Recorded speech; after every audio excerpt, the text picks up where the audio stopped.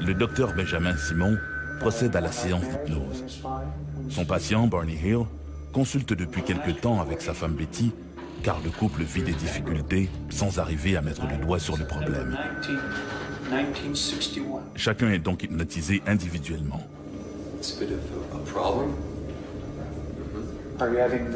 Pourtant, une fois sous hypnose, l'homme et la femme racontent le même événement terrifiant. Un enlèvement extraterrestre que le docteur Benjamin Simon appelle à croire.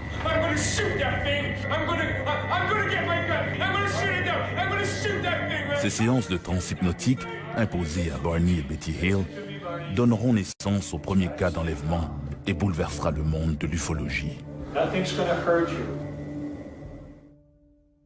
L'affaire Betty et Barney Hill débute dans la soirée du 19 septembre 1961. On est en présence ici d'un couple interracial. Elle est blanche, lui est noir, ce qui est relativement rare au tout début des années 1960 quand on sait la ségrégation qui sévissait alors aux États-Unis. À la suite d'un séjour aux chutes du Niagara, Betty et Barney Hill quittent Montréal afin de regagner leur domicile de Portsmouth, au New Hampshire. Le 19 septembre 1961, mon mari Barney et moi-même étions à Montréal. Nous avons écouté un bulletin météo qui annonçait qu'un ouragan remontait la côte Est et frapperait probablement notre ville de Portsmouth. Alors nous avons décidé de retourner à Portsmouth afin d'arriver avant l'ouragan. Barney Hill et sa femme Betty s'engagent donc sur la route nationale 3 qui mène au cœur du parc national des Montagnes Blanches. C'était après la saison touristique et nous savions que les montagnes seraient désertes, qu'il n'y aurait pas de service.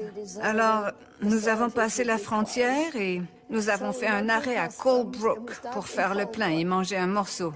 Ainsi, nous savions qu'il était environ 22 heures lorsque nous avons quitté Colebrook.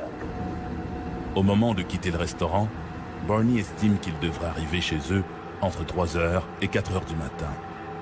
Étant bien reposé, il se sent d'attaque pour faire le trajet sans arrêt jusqu'à destination. La nuit était claire, le ciel dégagé, la lune brillait et allait être pleine quelques jours plus tard. Nous conduisions à travers les montagnes lorsque j'ai aperçu une nouvelle étoile dans le ciel. Et pendant que je la regardais, elle devenait plus grosse et plus brillante. Et la première chose à laquelle j'ai pensé, c'était que c'était une comète sur le point de frapper la Terre. Alors nous avons arrêté l'auto afin de mieux regarder. Un peu au sud d'Indian Head, Barney Hill décide de descendre de sa voiture et, armé d'une paire de jumelles, il s'avance à travers champs pour mieux détailler cet objet qui se trouve à ce moment-là à la hauteur de la cime des arbres. C'est passé devant nous, puis ça a changé de direction. Et c'est passé devant la Lune. Et nous avons aperçu les lumières multicolores qui l'entouraient. Puis ça a tourné et commencé à se diriger vers nous. Alors nous avons repris la route vers le sud et nous avons roulé environ 30 000. Nous n'avions aucune idée où se trouvait cet engin. Il voit une espèce d'engin formé de 2 crêpes, l'une sur l'autre, avec des hublots carrés. Et au moment où il observe, il voit des ailes delta qui se déploient derrière l'objet. Derrière ces fenêtres carrées, il observe une sorte d'équipage, une dizaine de créatures dont l'une semble le regarder avec énormément d'intensité. J'ai baissé la vitre et j'ai agité la main en disant « Hi ». Et environ un demi-mille plus au sud, ils ont survolé l'autoroute et se sont arrêtés. Mon mari avait fait la Seconde Guerre mondiale, alors il est sorti pour identifier l'appareil. Avant leur rencontre avec un ovni, Barney était un sceptique avoué. Il a dit que si quelqu'un lui avait dit que les ovnis existent, jamais il ne l'aurait cru. Betty, quant à elle, était un peu plus ouverte. Même si elle n'avait jamais lu un ouvrage sur le sujet, elle croyait qu'il était possible qu'ils existent. Il a pris les jumelles et s'est dirigé vers eux. En levant les yeux, il a aperçu un groupe d'hommes derrière une fenêtre qui le regardait. Consciemment, il s'est rappelé qu'il portait des uniformes noirs lustrés. Et toujours consciemment, il se souvenait qu'il y avait quelque chose à leur propos qui n'était pas humain. Et à ce moment, une sorte de structure en forme de nageoire s'est ouverte de chaque côté de l'appareil, avec une lumière rouge au bout des nageoires, et l'appareil s'est mis à descendre. Barney a eu l'impression qu'ils allaient tenter de le capturer. Pris de panique, il retourne à la voiture et redémarre à toute vitesse. C'est à cet instant qu'ils entendent une série de bip bip bip, un son semblable à un signal électrique, décrira plus tard Betty. Le couple glisse alors dans un état de léthargie. Ils ont l'impression de quitter la Nationale 3 et de s'engager sur la route 175, une voie secondaire qui serpente à travers les montagnes. Tout est flou et les images semblent déformées et imprécises.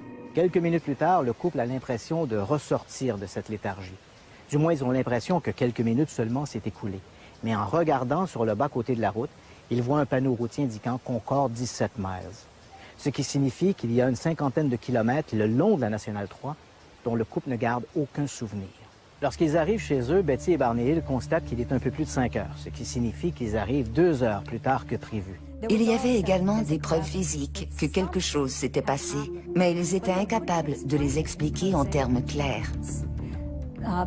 La robe de Betty était impeccable lorsqu'elle l'avait mise le matin du 19 septembre 1961. Mais lorsqu'elle l'a retirée au matin du 20 septembre 1961, elle était déchirée à 3 endroits. Et Betty était incapable d'expliquer pourquoi.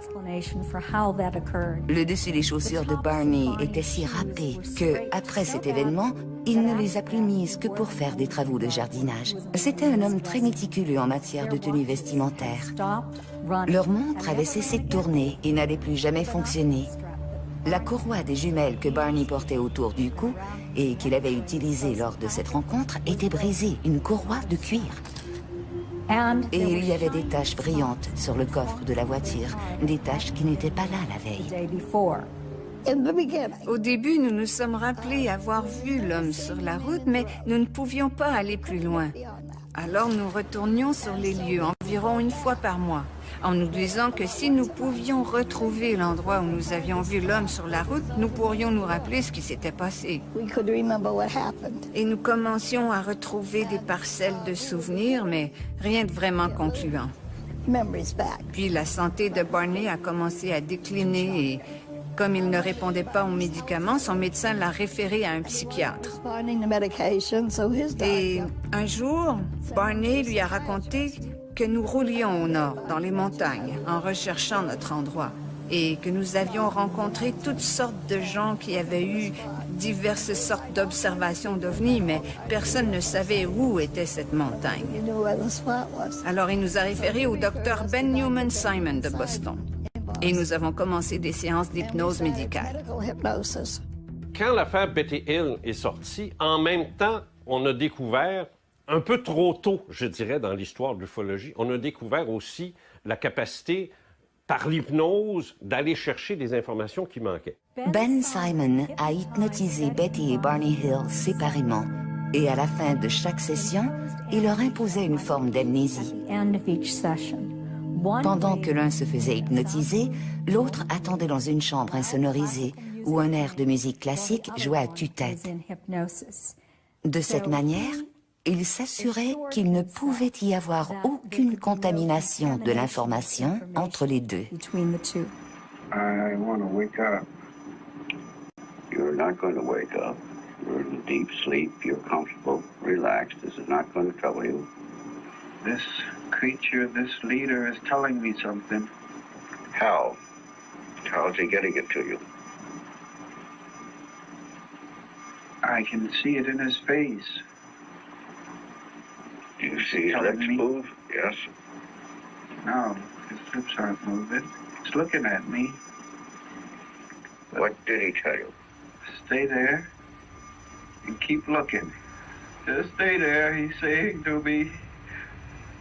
It's pounding in my head. Just don't pull the binoculars away. God, give me strength. All right. Pull them down. Run! Pull these binoculars down and run! God! All right. Calm down. Calm down. En psychiatrie moderne, il est clair, entendu, que personne ne peut faire le même rêve. En même temps, en tout cas. Impossible. Betty et Barney Hill ont raconté sous hypnose exactement le même scénario, la même chose, le même endroit, le même personnage, les mêmes événements, les mêmes émotions. Et le transfert d'informations s'est fait sous hypnose et non pas à l'état d'éveil, et séparément.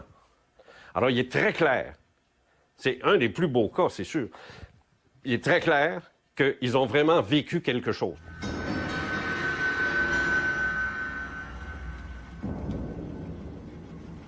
Go on. And he said, just a simple test of alterity. And I asked him what. And he said he just wants to put it in my navel. And it's just a simple test. I didn't hear that. To behind. Did they make any sexual advances to you?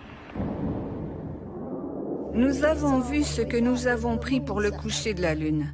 Puis nous avons vu un groupe d'hommes sur la route qui nous barrait le chemin.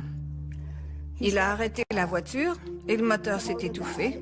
Ils se sont approchés, nous ont fait sortir de la voiture et ont emprunté un sentier dans les bois. Tout ce qu'ils voulaient faire, c'était un simple test afin de découvrir à quel point génétiquement nous étions semblables. Sitôt ce test terminé, nous pourrions repartir vers l'auto. Ces créatures mystérieuses auraient notamment fait un prélèvement de sperme sur Barney en utilisant une espèce de bol métallique. Quant à Betty, elle aurait subi un mystérieux test de grossesse, test qui consistait à introduire une longue aiguille dans son nombril.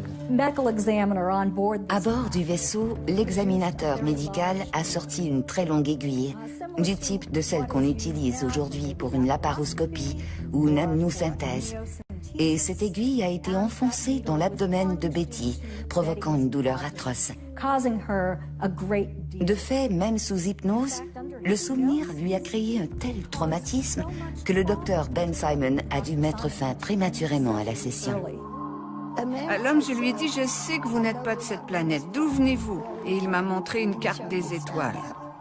Personne n'a réellement examiné cette carte des étoiles autant que cette femme brillante et extraordinaire, originaire de l'Ohio, Marjorie Fishted, qui l'a étudiée durant 4 ans. Elle avait prévu qu'elle aurait à jongler avec plusieurs hypothèses en étudiant la carte que Betty avait dessinée, suite à une suggestion post-hypnotique de la part du Dr Ben Simon. Comme je le disais, elle s'attendait à se retrouver face à plusieurs hypothèses, mais au bout du compte, il n'y en avait qu'une seule. Ensuite, ils ont amené Barney dehors, puis je me suis rendue à la voiture et nous avons regardé l'engin partir. Il s'est élevé, puis il est disparu. Lorsqu'on observe réellement les preuves, je ne crois pas qu'on puisse dire que Betty et Barney n'ont pas été enlevés. Il y a simplement trop de preuves qu'ils l'ont été. Il nous avait dit qu'il allait nous faire tout oublier. Je lui ai répondu, vous n'y arriverez pas avec moi. D'une manière ou d'une autre, je vais me rappeler. Et je l'ai fait. Mais si ça avait pu arriver dans les années 70, je pense que ça aurait grandement aidé l'ufologie. Là, ça s'est perdu. Parce qu'après Hills, on n'a plus entendu parler de rien. Chaque année, on enregistre des dizaines de récits d'observations d'OVNI impossibles à associer à un phénomène météo connu ou à un nouveau prototype militaire. Ces témoignages défient toute explication rationnelle. Pour ces témoins, la question est maintenant de savoir combien de mondes lointains ont déjà pris contact avec nous. Si nous avons déjà été visités, nous l'avons été par qui ?